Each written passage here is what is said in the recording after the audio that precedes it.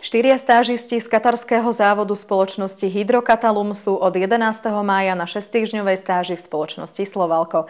Pod vedením kmeňového zamestnanca Slovalka získavajú skúsenosti z výroby zelených anód.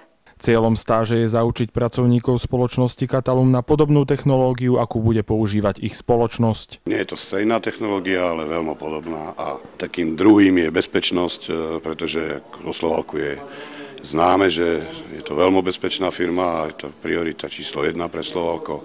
Takisto čistota, udržiavanie poriadku v pracovných priestoroch. It is a good visit. We are happy and the first day we came, everything went all right. S návštevou sme veľmi spokojní a všetko funguje dobre od prvého dňa, ako sme prišli. Máme radosť z pracovníkov, sú skvelí a veľmi nám pomáhajú, a to aj napriek existujúcej jazykovej bariére. They try to explain to us. In fact, we are happy about the operators.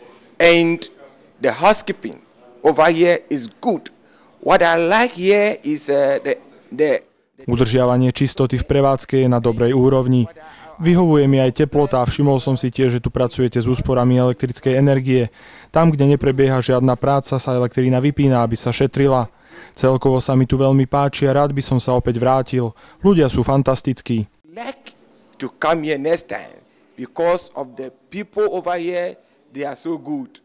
Fantastic. Stážistov sme sa opýtali aj na porovnanie podmienok práce v Slovalku a Katalume. If I can say, from my experience far down home in Ghana, we were using P69 equipments, and then Slovalco and Katalum are using the state-of-the-art equipment.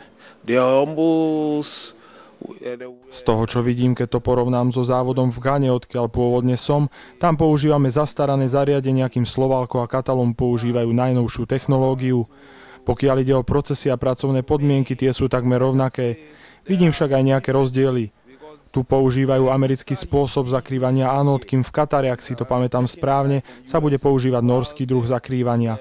To je teda malý rozdiel, ktorý som postrehol. Irish type, Norway also, if I can, my memory can serve me right. So that's the little difference I can say. But all in all, the conditions are almost, the processes we can say are almost the same with the little, that slight change. But all in all is okay. They are, I can say, all in all, they are okay and they are the same. Where each and every one whom Pokiaľ však ide o podmienky a o procesy, sú takmer rovnaké. Každý, kto má možnosť pracovať s takýmito zariadeniami, má vytvorené dobré pracovné prostredie. Čo sa týka udržiavania poriadku, používate tie najmodernejšie čistiace stroje s vysokou technologickou úrovňou, čoho výsledkom je čisté a udržiavané prostredie, kde každý vie kedy a kde začať prácu, kam ísť a kam nevstupovať. Z môjho pohľadu sú tu teda lepšie pracovné podmienky a jedny z najlepších, aké som kedy videl. Where each and everyone knows when and where to start his work and where to go and where not to. So in that wise I can say the working conditions here is better and one of the best I've seen. Všetci stážisti absolvovali svoju vôbec prvú návštevu Slovenska. The indigenous citizens in the country are okay. They are well-to-do, I may say. Ľudia v mestách sú v pohode, z môjho pohľadu sú bohatí a majú radi cudzincov. Ďalším dojmom, ktorý ma zaujal, sú vodné toky. Voda tečie všade cez krajinu a mestá, ktoré sú veľmi úhladné.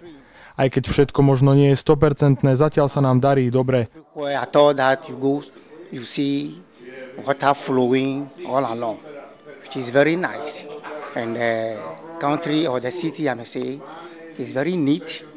And all things, I may say, though they will not get 100% good, I believe Práca je v poriadku a moji kolegovia už povedali veľa o pracovných podmienkach.